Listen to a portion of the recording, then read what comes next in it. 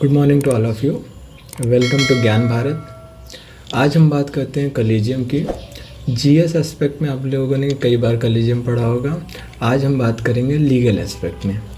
Collegium जो कि एक रशियन शब्द है जहाँ से लिया गया। इसका वहाँ मतलब होता है अ कमिटी और अ काउंसिल।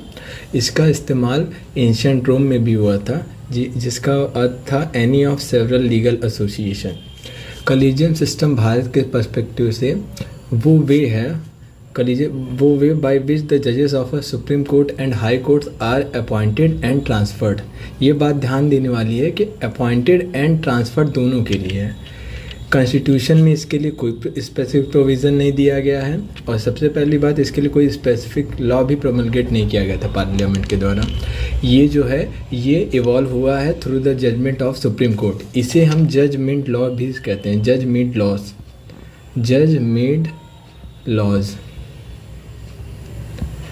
अब बात करते हैं हम कॉन्स्टिट्यूशन ऑफ कॉलेजियम के।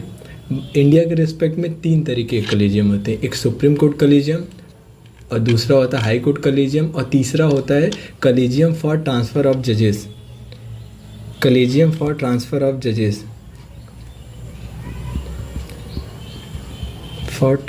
जजेस अब इसमें हम एक बारी बारी से बात करते हैं ट्रांसफ़र ऑफ जजेस। पहले हम बात करते हैं सुप्रीम कोर्ट कॉलेजियम की। सुप्रीम कोर्ट के कॉलेजियम में 5 मेंबर्स होते हैं जिसमें चीफ जस्टिस ऑफ इंडिया और 4 सीनियर मोस्ट जजेस ऑफ सुप्रीम कोर्ट होते हैं। सीनियर मोस्ट जजेस का मतलब एज से नहीं होता। एज अ टर्म वो सुप्रीम कोर्ट में एज अ जज कितने टेन्योर या समय तक रहें इस पर डिसाइड करता है। और फिर सुप्रीम कोर्ट एक नाम रिकमेंड करता है, उसके बाद वो नाम गवर्नमेंट के पास जाता है, गवर्नमेंट में मिनिस्ट्री ऑफ लॉ के पास जाता है, फिर मिनिस्ट्री ऑफ लॉ से होके वो प्राइम मिनिस्टर के पास जाता है, फिर प्राइम मिनिस्टर उसे प्रेसिडेंट को देते हैं अपॉइंटमेंट के लिए। अब इसमें एक बात और ज़रूरी है कि गवर्नमेंट किसी भी नाम के लिए ऑब्जेक्शन रेज कर सकती है, किसी भी नाम के लिए ऑब्जेक्शन रेज कर सकती है कॉलेजियम पे। लेकिन अगर कॉलेजियम ने सेम नाम दोबारा भेज दिया तो उसके बाद गवर्नमेंट बाउंड हो जाती है कि आपको उन्हें अपॉइंटमेंट करना ही पड़ेगा। एक और ज़रूरी बात कॉलेजियम को लेके कि अगर किसी भी 2 या उससे अधिक जजेस ने या मेंबर्स ने किसी के नाम पे डिसेंट कर दिया या विपरीत में कर दिया तो चीफ जस्टिस ऑफ इंडिया उनका नाम नहीं भेजेंगे रिकमेंडेशन के लिए। और एक जो सबसे महत्वपूर्ण बात जो आमतौर पे लोगों को नहीं पता कि अगर कोई भी एडवोकेट एलिवेट होता है जज बनने के लिए सुप्रीम कोर्ट या हाई कोर्ट के लिए तो उसकी इंक्वायरी सेंट्रल गवर्नमेंट या करवा सकती है, चाहे आईबी से चाहे और भी किसी एजेंसी से, उनके कैरेक्टर या क्रिमिनल रिकॉर्ड्स को लेकर।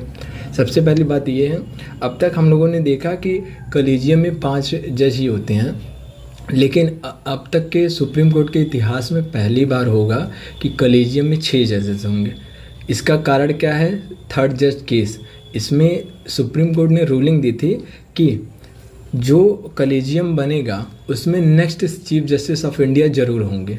प्रेजेंट के कॉलेजियम में next chief justice of India ज़रूर होंगे। तो इस बार जो कॉलेजियम बना है जिसके आने वाले में 50वें chief justice of India DY Chandrachud head होंगे, उसमें उनके साथ जो 4 मेंबर्स हैं जजेस, उसमें SK Kaul, KM Joseph, SA Nazeer और MR शाह, ये सभी लोग जो हैं ये उनसे पहले रिटायर हो जाएंगे और ये सुप्रीम कोर्ट के 3rd जज केस के रूलिंग के अगेंस्ट जा रहा है। इसीलिए मजबूरन जस्टिस संजीव खन्ना को कॉलेजियम में ऐड रखना पड़ेगा और ये कॉलेजियम 1 साल तक ऐसे ही काम करेगा 6 मेंबर्स के साथ। उसके बाद 2024 में ये फिर अपनी ओरिजिनल स्थिति में आ जाएगा। अब हम बात करते हैं फंक्शन ऑफ कॉलेजियम की। जैसा कि मैंने बताया कि सुप्रीम कोर्ट के कॉलेजियम का सबसे बड़ा फंक्शन है सुप्रीम कोर्ट के जजेस के लिए अपॉइंटमेंट कराना रेकमेंड करके, हाई कोर्ट के जजेस को चीफ जस्टिस बनाना हाई कोर्ट के, ये चीज़ है। और तीसरी चीज़ है जो ट्रांसफ़र ऑफ जजेस ऑफ हाई कोर्ट, उसे आप अलग से भी पढ़ सकते हैं। अब हम बात करते हैं लीडिंग केसेस के। सुप्रीम कोर्ट कॉलेजियम में सबसे लीडिंग केस है।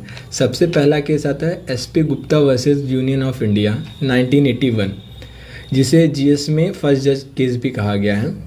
इसमें सुप्रीम कोर्ट ने रूल किया था कि कंसल्टेशन को कंकरेंस के रूप में नहीं इंटरप्रेटेड किया है। मतलब इसका सीधा ये था कि सीजीआई का जो ओपिनियन है वो एग्जीक्यूटिव पे बाइंडिंग नहीं है। एग्जीक्यूटिव मतलब सेंट्रल गवर्नमेंट या गवर्नमेंट के ऊपर बाइंडिंग नहीं है। लेकिन supreme court advocate on record association versus union of India 1993 के केस में, जो कि सेकंड जज केस कहा जाता है, सुप्रीम कोर्ट ने अपने फर्स्ट जज केस के वर्डिक्ट को ओवर रूल कर दिया, रिवर्स कर दिया। उन्होंने सुप्रीम कोर्ट ने रूल आउट किया कि सीजीआई का ओपिनियन बाइंडिंग इन नेचर है, एग्जीक्यूटिव पे बाइंडिंग नेचर। और एक बात जो इसमें महत्वपूर्ण निकली, उसमें ये कहा गया कि सीजीआई अकेले किसी का नाम रिकमेंड नहीं करेंगे, इसमें वो एक बॉडी के थ्रू करेंगे जिसमें सीनियर जजेस भी होंगे। यहीं से कॉलेजियम की स्टार्ट होता है, यही शुरुआत होती है।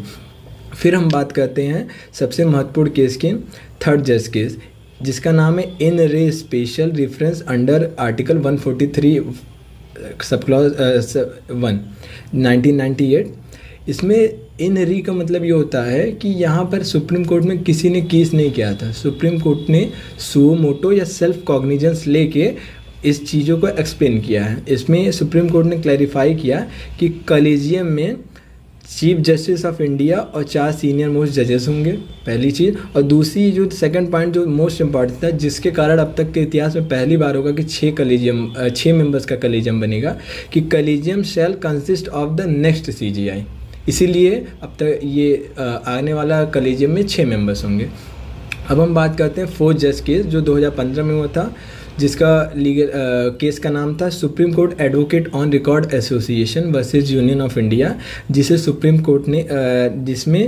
कोर्ट ने नेशनल जुडिशियल अपॉइंटमेंट कमेटी, जो कि सेंट्रल गवर्नमेंट द्वारा प्रपोज थे, उसे अनकॉन्स्टिट्यूशनल कर दिया था। जिसमें सेंट्रल गवर्नमेंट ने ये प्रपोज किया था कि एक ऐसी कमेटी बनाई जाए जिससे सुप्रीम कोर्ट के जजेस अपॉइंट होंगे, और उसमें 3 सुप्रीम कोर्ट के मेंबर होंगे और 3 सेंट्रल गवर्नमेंट के होंगे।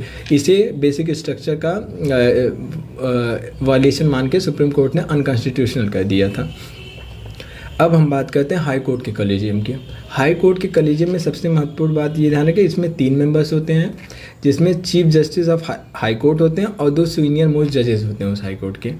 इसमें हाई कोर्ट और सुप्रीम कोर्ट के कॉलेजियम में एक ये अंतर है कि इसमें 3 मेंबर्स होते हैं, उसमें 5 होते हैं। और इसमें जो सबसे ज़रूरी बात है इसके प्रोसीजर में, हाई कोर्ट के कॉलेजियम नेम रिकमेंड करते हैं, फिर वो रिकमेंडेशन जाता है सुप्रीम कोर्ट के कॉलेजियम के पास।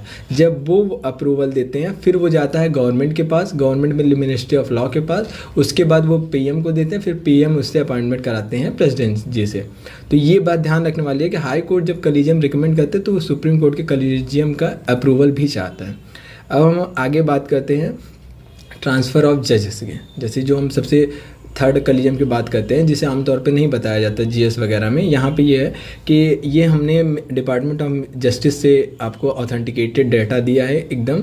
यहाँ पे आर्टिकल 222 की बात में दिखाया गया है कि ट्रांसफ़र ऑफ जजेस हाई कोर्ट के चीफ जस्टिस और अदर के इंक्लूजन से होता है। अब इसमें हम बात करते हैं कि जब high court other than high court की चीफ जस्टिस का होता है ट्रांसफ़र, तो जो कॉलेजियम बनता है उसमें 5 मेंबर्स होते हैं आमतौर पर ट्रांसफ़र में, जिसमें 5 मेंबर्स होते हैं, जिसमें चीफ जस्टिस ऑफ इंडिया और 4 अलग मेंबर होते हैं। लेकिन जब हाई कोर्ट के जजेस के अलावा के chief justice of high court के अलावा किसी की बात आती है, तब वहाँ पे हाई कोर्ट के चीफ जस्टिस का ओपिनियन भी कंसीडर में लिया जाता है। ये बात सबसे ज़रूरी होती है। तो ये रहे बात, ये मैंने आपको सारे authenticated data ministry of justice से दिया है। और धन्यवाद, जैसा आपको लगा हो। Thank you. अगर आपको मेरी जानकारी अच्छी लगी हो, then like, subscribe and share the video. The link for the PDF is provided below in the description. Thank you.